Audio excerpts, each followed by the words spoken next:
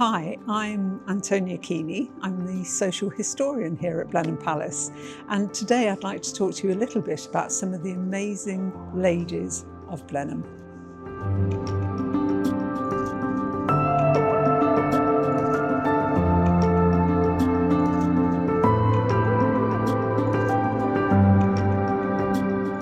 So this lady here in the centre of the portrait is Sarah Churchill, and she was the first Duchess of Marlborough, and my goodness, she was a feisty woman. So not only did she have to find husbands for her 4 daughters, which was quite a crucial thing in the 18th century, but she was widowed for 22 years, and actually when she died, she was one of the wealthiest women in England. So Sarah is one of my favourite characters from Blenheim's past, and she really was the power behind this incredibly successful military man, John Churchill, 1st Duke of Marlborough. She was a very dear friend of Queen Anne, so since they were little girls, and their friendship benefited the Churchills tremendously. The Queen heaped favours upon them. She gave dowries to each of the daughters when they married, dowries of £5,000, which in the 18th century was a huge amount of money. And she herself, she was very proud of what she did for her family, and she felt that no one else served their family nearly as well as she did. And she was right. She made many enemies and she fell out with lots of people, but she was an incredible woman. This portrait by John Closterman is the only portrait we have of the 1st Duke of Marlborough and his entire family.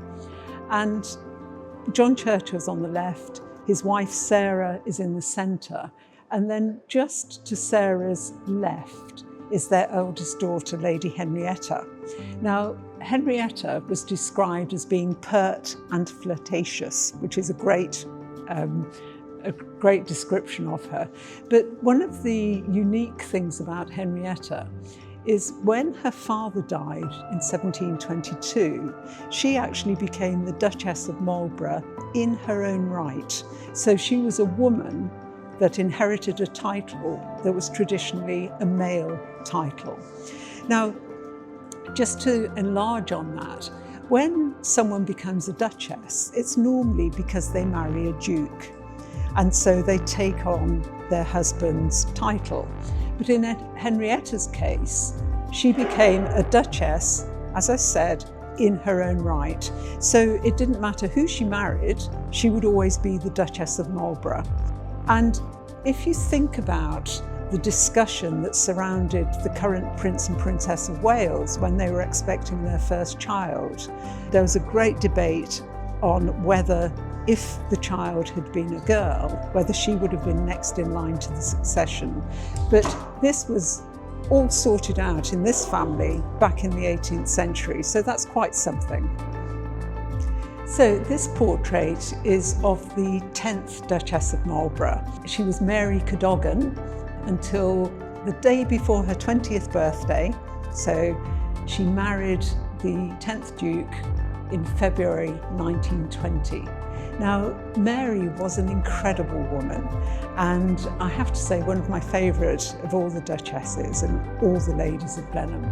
And she came to Blenheim in 1934 as the Duchess, and she looked after Blenheim during the Second World War. So her efforts were tireless in making sure that everyone had gas masks that needed gas masks. She would send food out to the Home Guard who were practicing out in the park, and it would be sent out in what they came to call the Duchess's van. One of the other things that she did, after the war, she was a great fundraiser for the International Red Cross, and she was responsible for bringing the House of Dior here in 1954 and then again in 1958. And she had this fundraising fashion show, and on both occasions she raised the equivalent of about £250,000. She really was a fabulous woman. She gave birth to her youngest son in 1940, and then just a couple of years later she was organising her eldest daughter's wedding, and then she became a grandmother the following year. So that was from 1940 to 1944. What an action-packed few years those were, and all the time there was a war raging. Now, very sadly, she died in 1961, aged 61. She died far too early, but in one of the local obituaries, it mentioned all the things that she'd done. And one thing that stuck in my mind, apart from all the fundraising, was that she was at the opening of the Oxford Speedway and she rode pillion on the back of a motorcycle, aged 47. And I just think, what a tremendous woman she was. This wonderful portrait is by Carolus Duran, and it's of Consuelo Vanderbilt. And Consuelo married the 9th Duke of Marlborough in 1895. Now, by that time in Blenheim's history, it needed an awful lot of money spending on it. And so the 9th Duke decided that he would go to America in pursuit of a dollar princess. And he found this young heiress. She was due to inherit millions of dollars because her father had put the railways into America. Now, the Duke proposed to her and Consuelo said no. But her mother, Alva, was incredibly ambitious for her daughter and really wanted her to marry into the British aristocracy. And so she took herself off to her room with a fit of the vapours and palpitations, and eventually the young, biddable Consuelo agreed to the marriage. Consuelo came to Blenheim and she found that it was a world apart from the life that she'd known in New York.